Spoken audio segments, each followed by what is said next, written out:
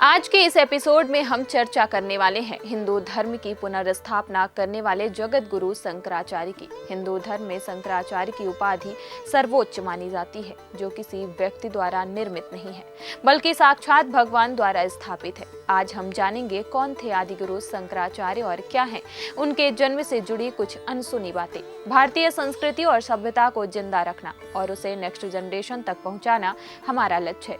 इसलिए हम हर दिन धर्म संस्कृति से जुड़ी अहम बातें आपके सामने रखते हैं। नमस्कार, मैं हूं रीना और आप देख रहे हैं हमारा यह खास कार्यक्रम धर्म संस्कृति।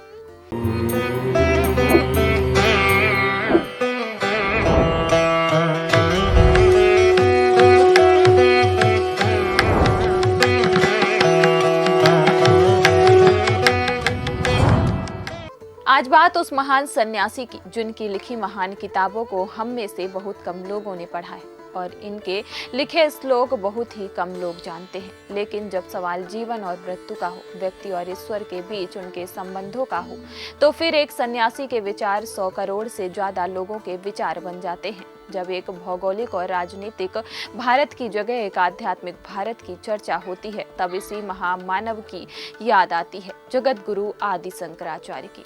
आदि गुरु शंकराचार्य जी का जन्म 8वीं सदी में एक गरीब मलयाली ब्राह्मण परिवार में केरल के आधुनिक एर्नाकुलम जिले में कलादी नामक एक गांव में हुआ था। उनके पिता का नाम शिवगुरु था, जो कि शास्त्रों में प्रवीण थे, और माता का नाम आर्यम्बा था। शिवगुरु और आर्यम्बा के विवाह के कई वर्ष बाद तक उनके यहाँ कोई संतान नहीं हुई। कड़ी तपस्या के बाद माता आर्यम्बा को स्वप्न में भगवान शिव ने दर्शन दिए और फिर जाकर शंकराचार्य जी का जन्म हुआ। उनका जन्म बैसाख महीने के शुक्ल पक्ष पंचमी को हुआ था।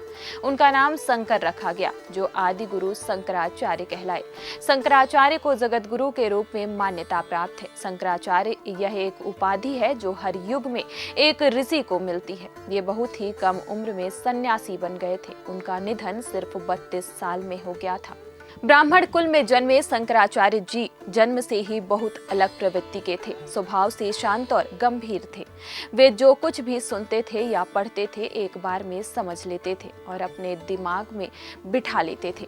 शंकराचार्य जी ने स्थानीय गुरुकुल में सभी वेदों और लगभग 6 से अधिक वेदांतों में महारत हासिल कर ली थी। समय के साथ यह ज्ञान और भी बढ़ता चला गया।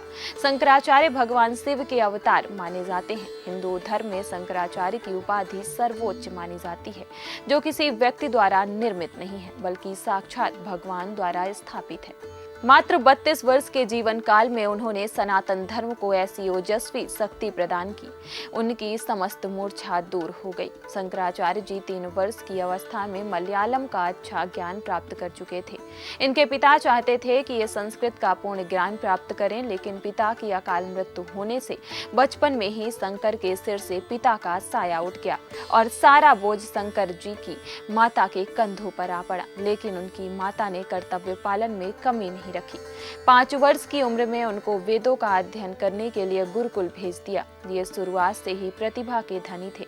इनकी प्रतिभा से इनके गुरु भी बेहद चकित थे। इन्होंने मात्र 2 वर्ष के समय में वेद, पुराण, उपनिषद, रामायण, महाभारत आदि ग्रंथ कंठस्थ कर लिया था। बता दें कि शंकराचार्य ने देश के सभी 4 कोनों में 4 मठ स्थापित किए।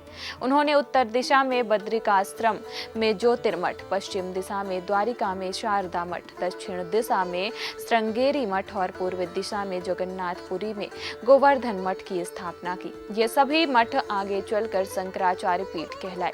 इन सब के अलावा भी देश में मानव निर्मित कई मठ हैं, जिसकी स्थापना स्वयं शंकराचार्य ने की थी। बता दें कि ओमकारेश्वर मंदिर में आदि गुरु शंकराचार्य के 108 फीट ऊंची प्रतिमा स्थापित की जा रही है, जिसमें उनके बाल स्वरूप को दिखाया गया है। यहाँ पर ओमकारेश्वर में स्थित दूसरे ज्योतिर्लिंग पर सरकार की ओर से आदि गुरु शंकराचार्य की प्रतिमा स्थापित कर यहाँ भी पर्यटन को बढ़ावा देने की दिशा में कदम उठाया गया है।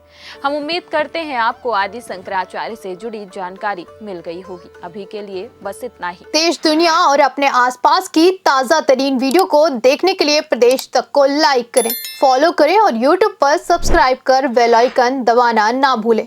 साथ ही ऐसी ताज़ा अपडेट जानने के लिए pradesh tak.com पर विजिट कर सकते हैं।